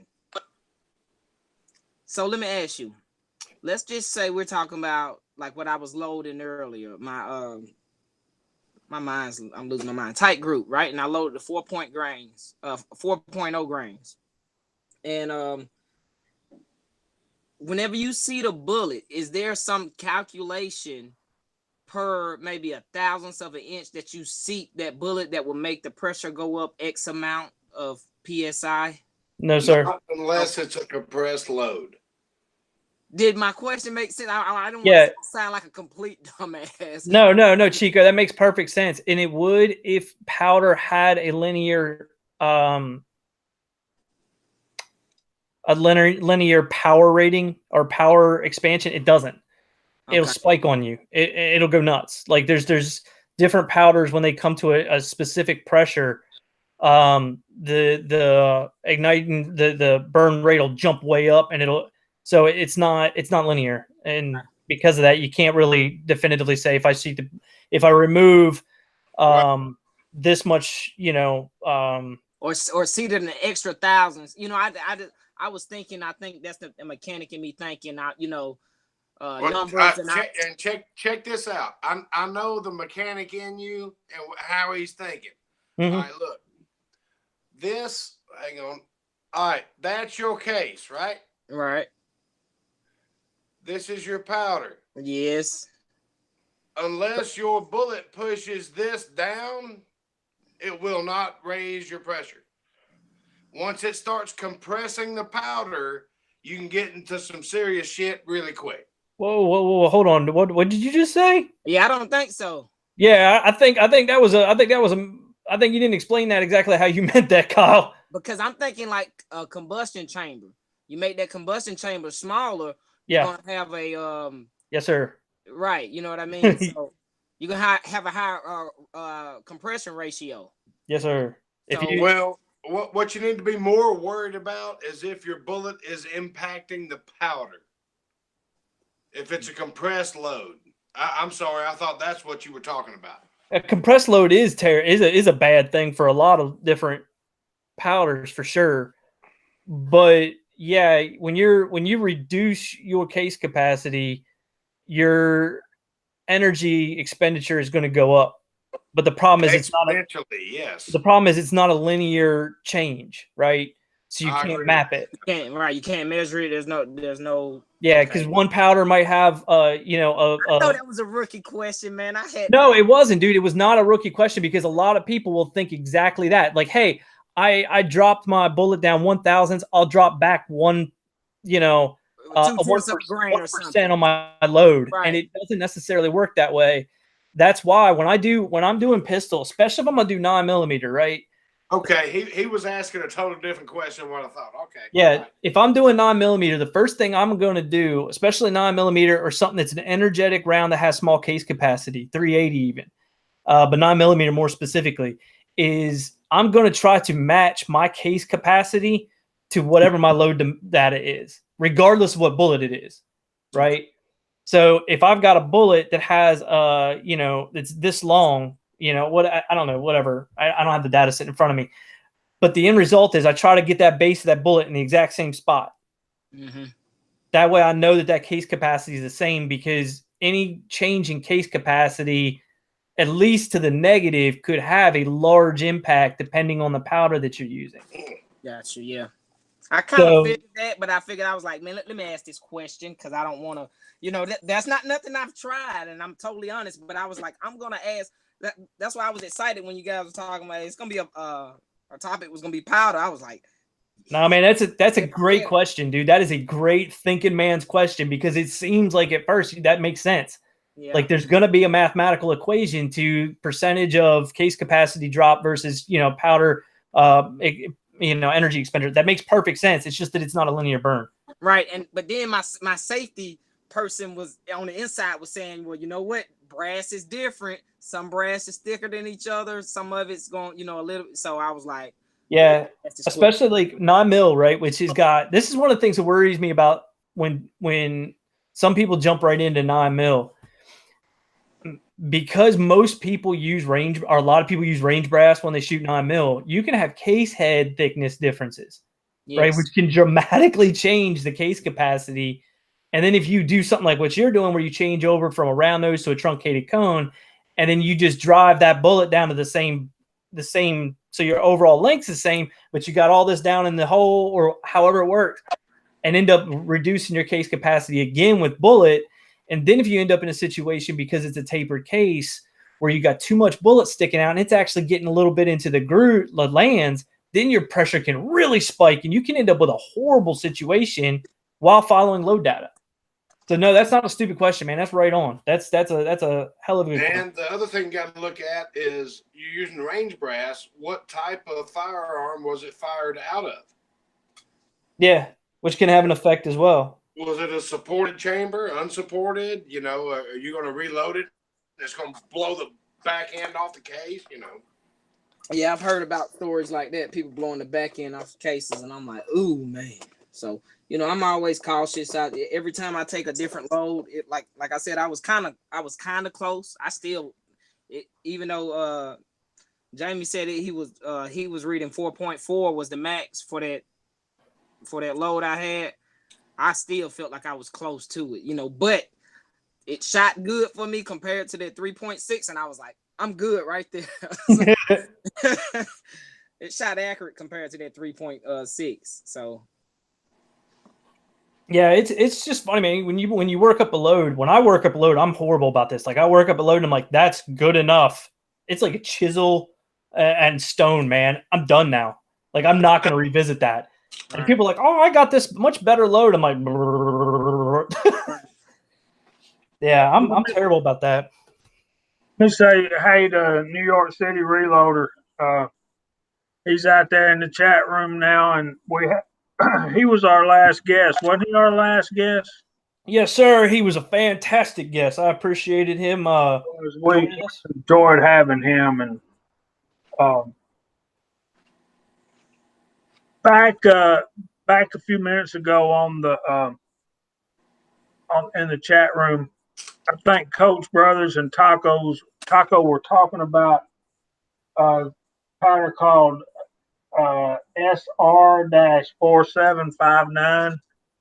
And when I was looking up loads for my 35 Remington, I ran across those. And there's another powder he mentioned too. And I was asking him, what is that? I've seen it in my load data. I don't have a clue what it is. And he was uh, basically said that that was they discontinued those powders back in 2014. But I would enjoy a little more information if any of y'all got anything to elaborate. He mentioned two, but I'd never heard of them. And if you can't buy them anymore, I don't guess it really matters. I'm just curious. I think we've used it in some cast loads before, but I think it was Dad using it, and I know this sounds terrible. But I don't think I paid a heck of a lot of attention to how it worked. I can ask him about it. Said it's service rifle. Yeah, I don't know. I don't know a lot about it. It's one of those powders that was just not in my purview, and I didn't get around to it. But I know that there was a lot of people that have used it for a lot of years. I think it was one of the favorites that came up a lot over, still is probably on the Cast Bullet forum. Well, the weird thing is when you start talking about powders is everybody's got the ones that they use, and they may not be familiar to everybody else. If a powder is available in your area, you're going to be more familiar with it than me because it ain't available in my area. So it's cool that we're having this conversation. That way we can talk about different powders. Yeah, I'm a pretty big fan of using the collective mind for things like this because I know I get really, like we said this earlier, man, I get really, really narrowed into just a couple powders that I know, and I don't venture out, and that's why I thought it was really cool to see Jamie and stuff using Shooter's World, and Chico's just getting into this, so the world's open to him. He doesn't know that Vitavori is kind of like pretentious powder. Mm-hmm. It's the Grey Poupon. I seen some of that on a deal alert. I got a deal alert on that through what I do. So I'm a deal seeker. So I seen somebody put out a deal alert on that stuff, and I was like, "That sounds expensive." Yeah, unless you specifically need Vitavori powder, you don't need it. Oh, dude, I've got some you can try if you want to. This sounds terrible, man. You shouldn't judge people, and I try not to. But that is like a sign of somebody with too much money getting into reloading. First thing they do, no offense, first thing they do is they go out and buy themselves a really expensive dealer machine. And then the next thing they do is they stock up with like Vitavori because more expensive has got to be better. And I'm like, you really need to read. I got some you can play with. I bought a big container at an estate sale that has some Vitavori powder in it, some 310, and I started playing with it because that was what I had the most of, and I started playing with it. And the only thing I could find it to work in is 45 ACP, and I'm like, hell, I need more powder. I'm like, hell, I ain't paying that for it. You could find that. It was on the shelf. Has it got a sprinkle of pixie dust or a sprinkle of gold dust in it or something like that? I heard somebody talking about it I was reading somewhere and they were talking about it wasn't available in their state or something like that. And then recently I seen it went on like had a rebate on it. And I was like, I've never heard of that. I ain't even gonna ask no question, no newbie question about that. I got so much stuff at my local gun store with, I guess the a brand name that I'm familiar with that I've saw. I was like, I'm gonna go with what I know. You know what I mean? So stick with tight group till you can't find it. That tight group, I like that tight group, and I like that CFE pistol I used. That's what I first started loading with. But so yeah, that tight group, I like that because it was less. I've already blown through a 4-pound container of CFE pistol, and I was real happy with it. What are you eating? Celery and peanut butter? What? What are you eating? Celery? Oh, celery and ranch. Celery and spicy ranch. Man, celery's only got one purpose in the world, and that's to mix up vodka and tomato juice. And since I don't drink anymore, it's pretty much useless. No. It's got a second use, and that is as a garnish to hot wings. Hot wings. Hell yeah. There you go. But yeah, what that guy you were talking about, Nathan, that buys the Vitavori and the Dylan, he's also the same guy that's buying those Lapua brass, the burger bullets, and yeah. And bless their heart, somebody's got to do it, right? But it is not me. Now, I'm not saying anything wrong about, because me and Chico have done some talking about how to buy presses, and I'm with him on that, man. Yes, sir. Get the right thing first. Don't waste a whole bunch of money and time. But at the same time, when it comes to components like that, IMR, Hodgdon, these companies have been around forever. There's not a substandard powder, at least that I'm aware of. I don't know, maybe you guys have found different, but I've never found anything even that Shooter's World, like you said, Jamie, that's from Europe. That stuff's been around forever, or at least a long while. And it was under a different name in the U.S. the last time. The guy told me when I was at the gun show, he said this is, like he said, this company, Lovix, they make, I forget what he said they make. They make another powder, like a name brand powder or something. Because it says Lovix Propellants, but it's made in the Czech Republic, but it's bottled by Shooter's World. So Shooter's World don't even make it. They bottle it. Yeah, they're basically like an importer, I think, is what they're doing. So, yeah. But I did get a pamphlet. He gave me like one of those. It's probably Vita Veri without all the damn impressive printing on the damn bottle. Without the gold dust? You're right. Eventually, I will get some Vita Veri powder and try it, because I have that finished 39. I have come by the house. I got it. What would you guys say? And I would think that powder that you guys just said was discontinued, but then my other side was thinking, I was gonna say, what would you guys think is the oldest powder? But I was gonna say maybe the one they discontinued, but probably not. The oldest smokeless is probably 4198 or 4350, 4895, 4198 or 4350, one of the three. And it's still available? Yeah. And you guys can correct me in the chat, but I'm pretty sure. Was developed in, 1920? Yeah, it's one of those three. I'm not sure which one. I'm pretty sure it's one of those three. I might be wrong, though. Random question. I kind of, I never looked that up. It's like, no, man. Hey, look, you know what you do? Go get Cartridges of the World if you haven't got that book. Cartridges of the World. Yep, it's a good book, and just kind of start reading stuff when you're sitting around not doing anything or whatever, and you're trying to like fur the brow and listen to the old lady, but not really pay a hell of a lot of attention. Good book. Right.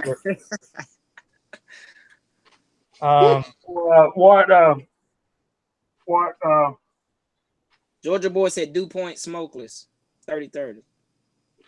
What Chico was talking about is when you buy Shooter's World powder, you can get these cards with load data, but you can also go to their website and download the full, and it's only like 8 or 10 pages.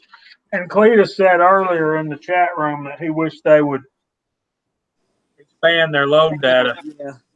Because they are kind of tend to stick to certain caliber, certain cartridges. Yeah, that was it was somebody said. And I'm gonna call them and ask them what they recommend for the 35 Remington. I had a couple of comments there too, but they may not have ever heard of a 35 Remington. What's hard is I don't even know what you would give as a comparison. Right? Yeah. I'm trying to think, like, I guess so it would be like an 8 mil. Yeah, 8mm Mauser, I guess. No way. Come on. No. If you put 8mm pressures in and it blow that gun to P. Well, I mean, it wouldn't blow the gun up, but yeah, that's way high, too high pressure. Well, in some of my discussions with some of the other guys on, I think it was Lever Action Gypsy or it might have been Charlie Brassstuffer, was explaining to me that the 35 Remington cartridge is inherently a low pressure round, kind of like 45 ACP. And Mhm. Marlin 336 is built to withstand 30-30 Winchester pressures, which is a much higher pressure cartridge. So you're going to have to really do something to blow up a 336 with a Yeah. 35 Remington. Well, that is if the case head's built for it.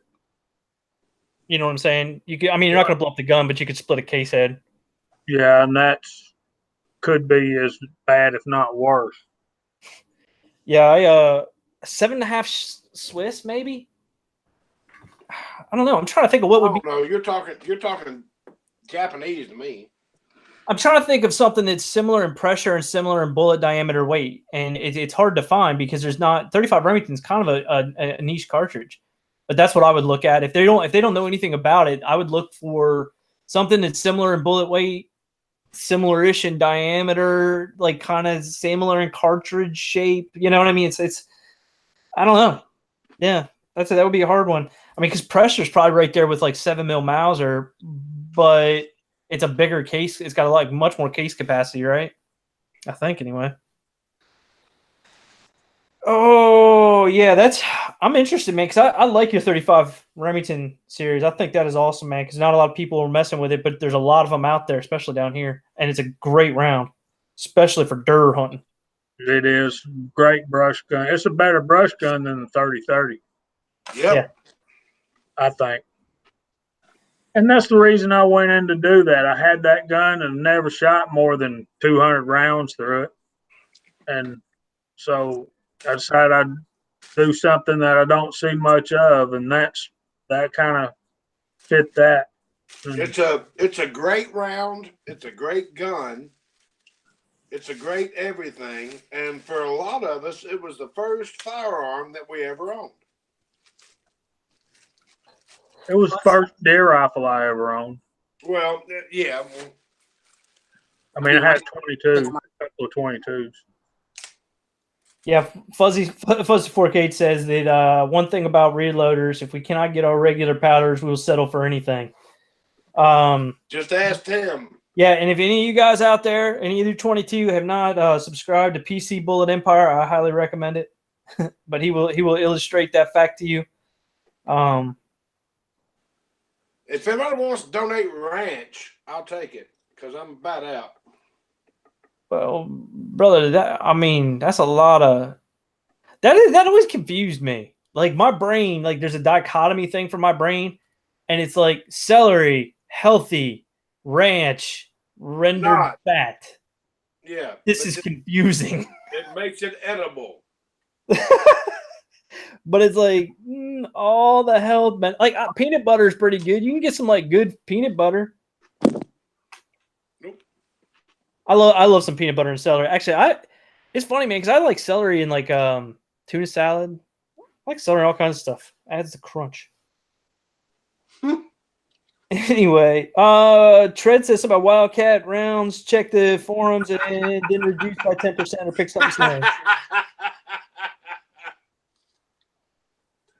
Oh Lord. Yeah.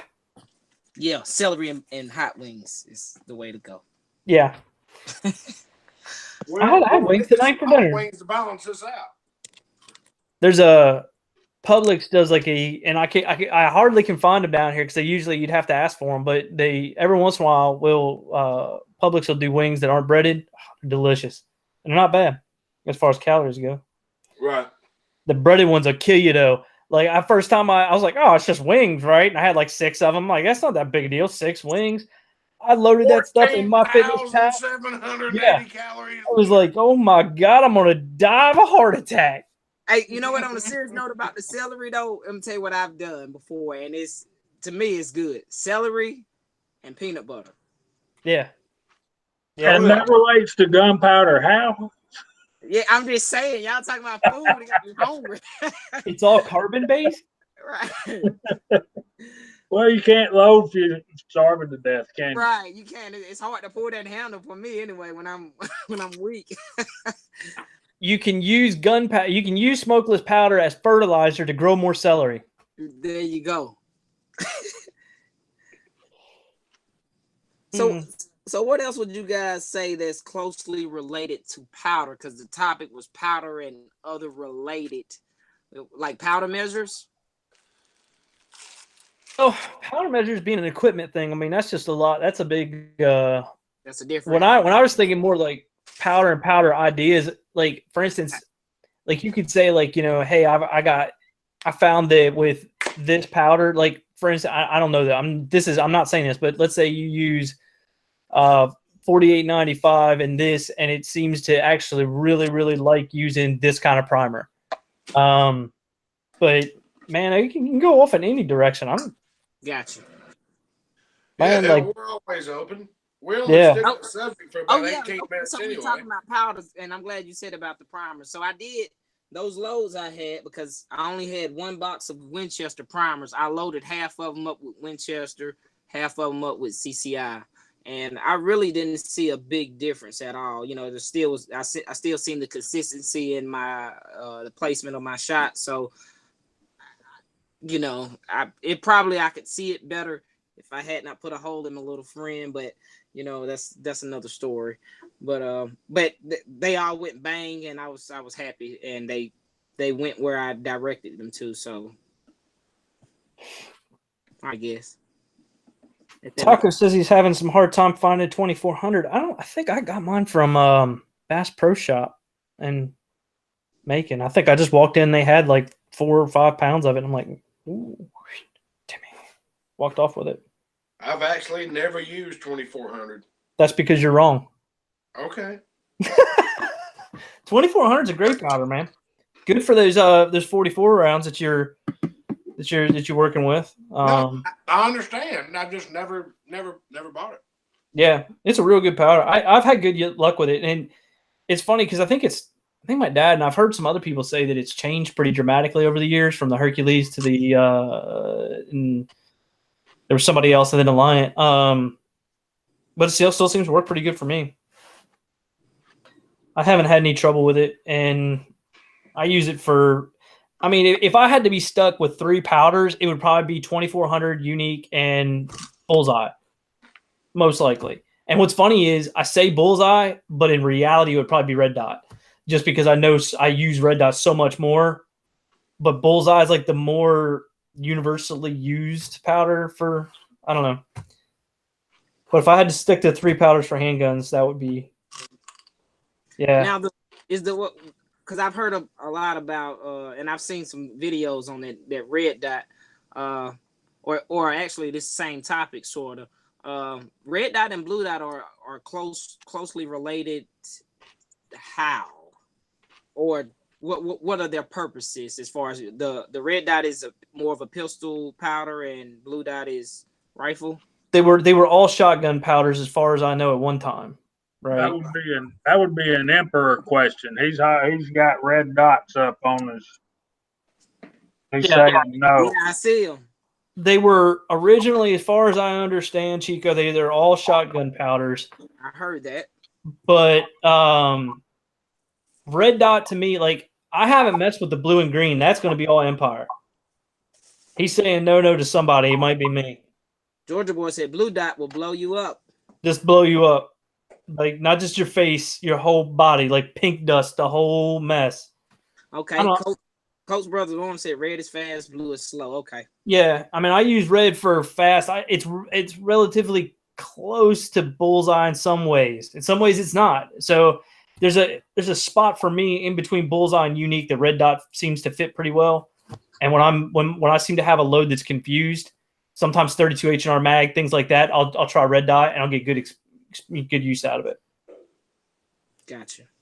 Red Mist, yeah. Just they're gonna start calling me high boy. Yeah, Red Mist Arm & Axes. It's like, a prairie dog, right? If you ever seen one of those videos where somebody takes like a prairie dog with a 50, it just goes everywhere, and it's just this red mist. That's all that's left. I guess that's what Blue Dot does. Reload crossbow. I've never had one. I had a what do they call that? A Bear Junior or something compound bow when I was a kid. It was like a little kid version. And I got just about tired of that thing slapping me in the forearm. And I'm like, the hell with this, and got a gun. It's like, yeah, crossbows weren't really Yeah, there's been some cool videos. I don't know, cool. I think are cool when some of those large caliber guns shooting things from long distances, pink mist and a red mist and stuff. Even $4.95 a pound for his fork. Said he was I buying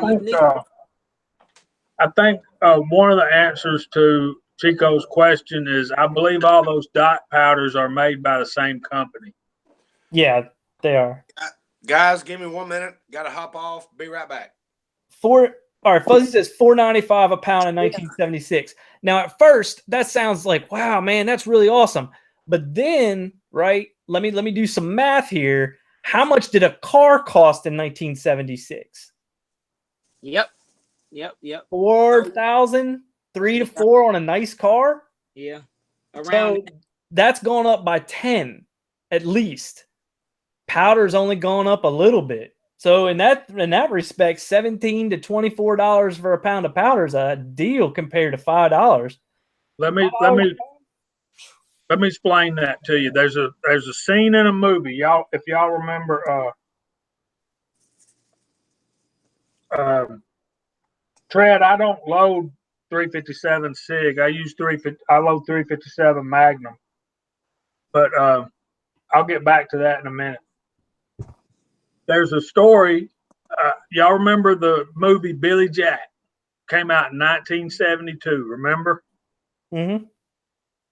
There's a scene in that movie where Billy Jack makes the sheriff's son push his brand new Corvette into the lake. Do you remember that scene? It's a blue. Yeah, it's been a while since I've seen that. Yeah, but I'll never forget this because he had to go back and face his dad for pushing the car in the lake. And he said, "You mean to tell me you pushed a $3,500 car in a lake because Billy Jack told you to?" So that's how I remember. 72. That's how I remember that a 1972 Corvette convertible cost $3,500. Mm-hmm. Other than that, I got no clue. Well, what I go by, and the only ones I know are 67, 68, 69 Camaros. I know about what they were going for depending on their trim level. But that doesn't really, because 10 years later, 76, gas prices, everything had kind of hiked up. But yeah. But Georgia Boy is saying about 3,500. So that fits. I mean, I remember, it's funny, dude. You know, talk about things that you remember that were cheaper. I remember when I was a kid paying, going and getting cigarettes from my parents and stuff at the store. And I mean, it was change, and now, I mean, there's some states out there where it's $10 for a pack of smokes.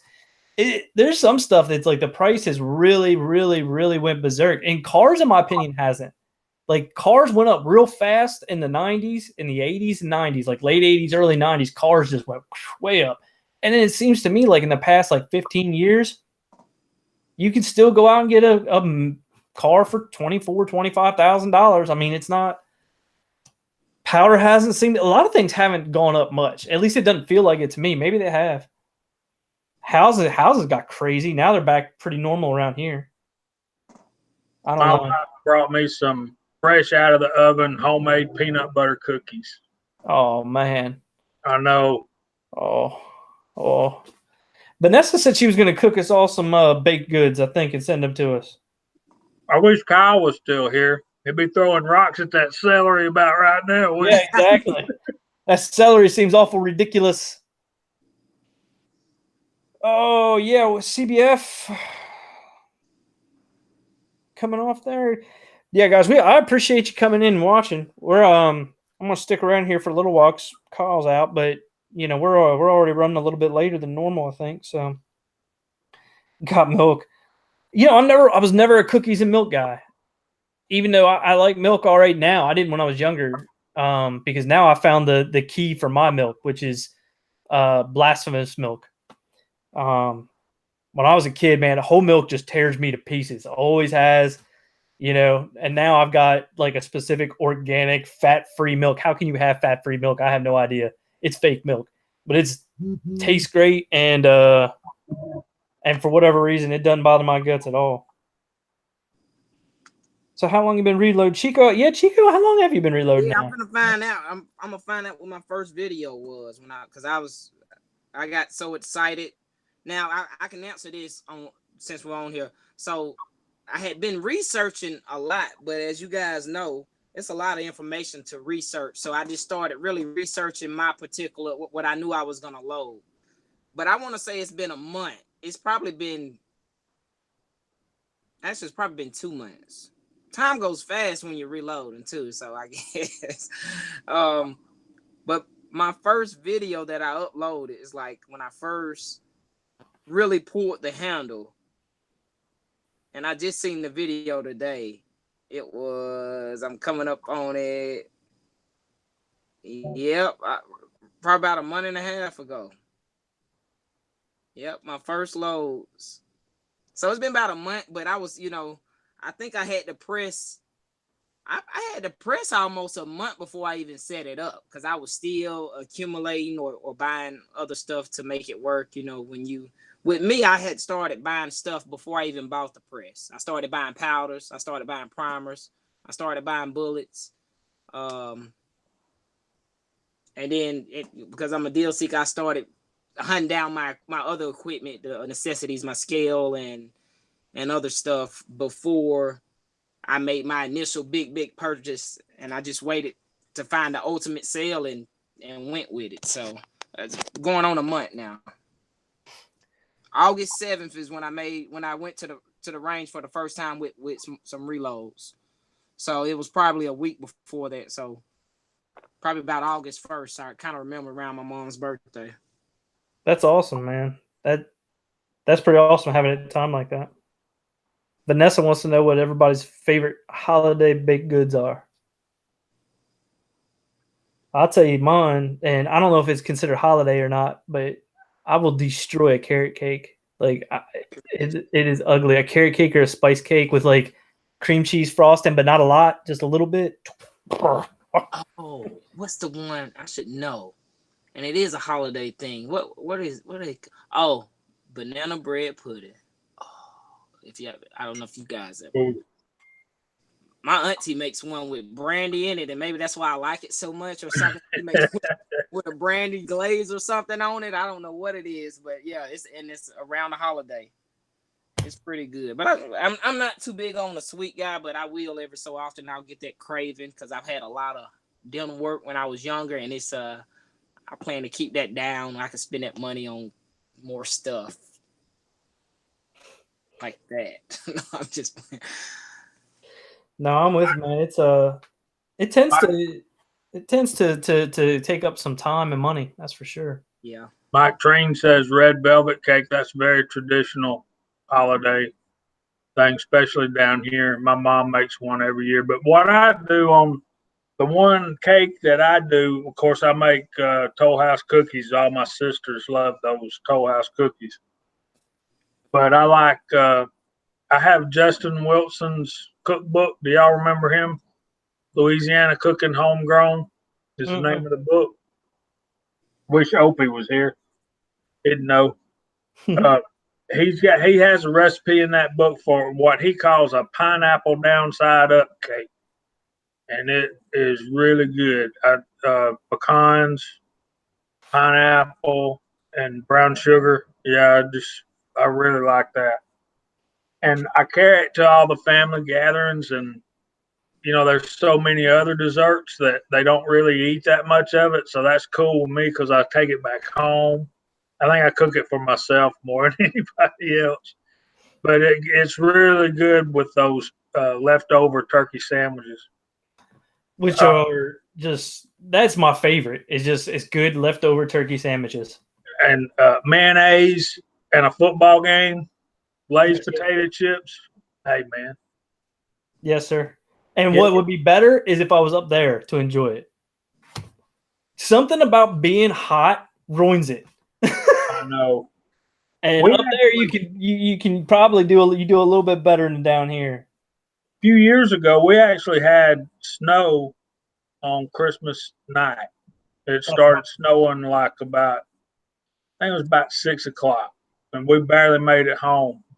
Of course, the next day it was gone. So yeah, that's pretty awesome, man. We got snow last year. It takes till December or January for it to finally get reasonable.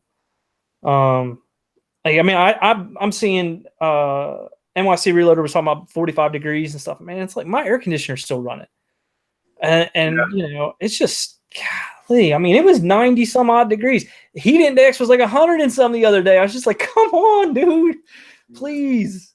I so prefer the cool over the hot. And I don't know, when it gets that nice temperature down here though, I'm just like, this is the best. But like that too. I like the fall and the beginning of spring. Anything else outside of that, I'm like, oh, it's either too hot or too cold. But I definitely like the fall when the seasons change and it gets cooler. I get a lot more stuff done, especially outside. yeah, Mike Treen's right, man. If it dusts, we close everything. One of the funniest ones, and I know Jamie remembers this, was it like 3-4 years ago? We got a fair snow. I mean, fair for down here. So like an inch and a half. Yeah. And there was cars parked on the interstate. They just got out and went home. Yeah. they calling it Snowmageddon. Yeah. They just said, it's like, we're not going to move. We just leave. I was just like, this is crazy, man. It's like, and it was just nothing. Wow.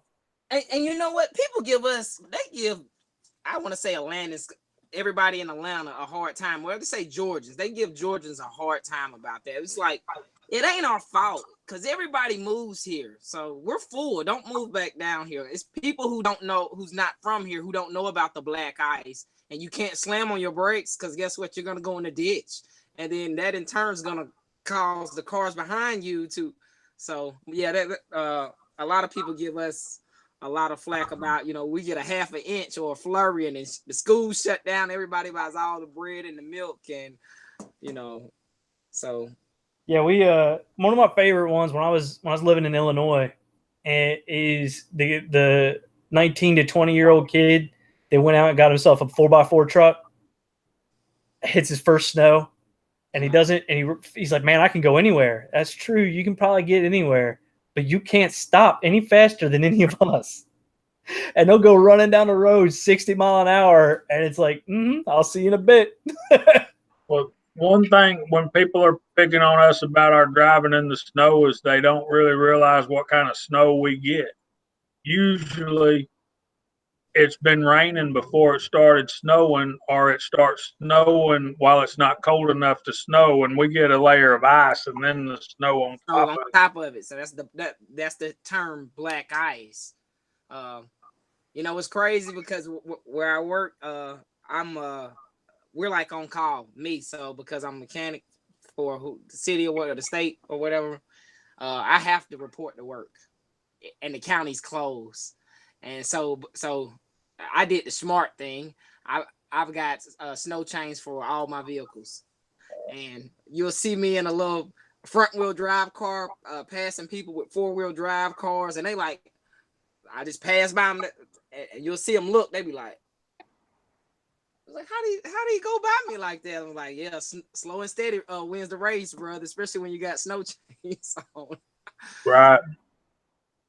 That year you were talking about, Nathan, my wife was working down in Dallas, and she had to drive home, and that's probably been 4 or 5 years ago now. But she got off of work at 3:30. She's a school teacher, so she got off at 3:30. No, actually, they closed school early that day because of the snow. They closed at lunchtime, and it took her till 9:30 at night to get home, and it's only like 55 miles, 45, 50 miles. So it was tough. I was ready to go get her, but we're coming up on the time, Nathan. You want to run through the chat room? Sure. So guys, I appreciate everybody coming out. I think I've seen 2022 viewers, and I appreciate every one of you. And it surprises me every time that people are interested in what all nonsense. I'm sure it's for Jamie because it's certainly not for the kind of crap that I come up with. And Chico now. I appreciate it. So, Uncle Jim, glad you can make it, of course. You've been doing a lot of really good streams lately. I've been trying to catch them in and out as I can. I appreciate it, and I know some other people do. Your type of humor just fits me perfect. Fuzzy Fork 8, I really do like your content. You do a really good job of kind of bringing things back home, and I appreciate that, and I'm glad you came in. Vanessa, glad you can make it, sweetie. Sweetie, my girlfriend just texted. That's why I sweetied you. It's not because I'm an ass. Anyway, glad you can make it. And Mike Treen, of course, Tread. I think it's the second or third time I've seen you in the comics, brother. I appreciate it. Armin Axes, we do need to get you on here eventually. You can make it. Kyle's jumping in here to second or third time I've seen you in the comments, to have another. His iPad just loves screen time. New York City Reloader. I need to get you some Mets paraphernalia so that you can change over to the good side. Big Al, I appreciate it, man. Thanks for coming out. PC Bullet Empire, Tim, you're always a pleasure in the chat room, and you really add something to the conversation for sure, especially when we're talking about oddball powders. Mike Treen, my Dipper fella, I appreciate it. Ocean 374, and who we got here? MCK was in and out. Bacon was in and out there for a while. I don't know if he's still with us. Full Lead Taco. Guys, look, everybody that came out, I appreciate it. I always do. Watching the chat and getting interact with you guys kind of makes the week, you know. So I appreciate it, and I don't know what I'm going to be coming up with here. I've been real busy with work and other things, and trying to. I explained a little bit to Kyle, and I'll try to explain this a little bit here. I have a habit, and it's not even. I'm not going to say a habit. I've developed a method for when I'm doing stuff. Is that when I do it, I tend to rob Peter to pay Paul. So when I'm reloading, I'm reloading. There's other stuff that's not getting done in the background, and it's because my brain can't seem to be able to switch real easily from one thing to the other. And then when all that stuff piles up a little too big, I got to stop reloading and go handle all that. And that's kind of where I'm at right now. We're coming into the semester for me. You know, we've been in the semester now for a little while. I'm going through a reorg at work. So my job description and everything I'm doing is changing. And I've kind of come off of reloading to go pile in all this other stuff. So that's why I haven't been doing a lot of videos, talking my hands a lot. Don't know why. I do a lot of public speaking, and you talk with your hands a lot. Anyway. So, guys, I appreciate everybody hanging with me. We'll send it around the horn and say goodnight. I really do appreciate it. Thank you. I'll start off. Thanks for having me, man. It's a pleasure, and I always get excited, man, when, you know, especially topics that I'm not, I don't want to say familiar with, but topics that I'm more interested or have a lot of questions for. That's the better way of saying it, you know, because I don't know everything, and actually no one knows everything, but it always helps to get other people who's been doing this way longer than me, and you guys just always so helpful with, you know, answering my questions to the best of you guys' ability from you guys' experiences. So thanks for having me. It's good seeing everyone in the side chat commenting. So I appreciate for having me. Go ahead, Jamie. I'll just reiterate a little bit of what Nathan was saying. It's we want our chat to be as much about you guys, if not more so than about us. It's the highlight of our week when we get to come on here and visit with you guys out there in the chat room and with each other. And it's a fun time. It's a time that we can get in here and focus on each other and our hobby and leave the world outside, all the work things, the bills, the car troubles, this, that, and the other. But I just really appreciate everybody that comes out more than I'll ever be able to say. And just thank y'all for sharing a little bit of your time with us, because one thing I've learned as I'm getting older, the most valuable thing you have that each of us have is our time. We're allotted a certain amount. We can't get it back. So how we spend it is paramount to probably our sanity and everything else. So, Amen, brother. I appreciate it. I agree with that. Well, guys, I appreciate it. You have a good night, and we will see you next week. We might end up doing. We're wanting to do a guest this week, but we might end up doing one next week. So look forward to that. But anyway, I will see you next time. Next week, same bat station, same bad time. So I appreciate it. Have a good night, guys. All right, guys. Thanks for showing up.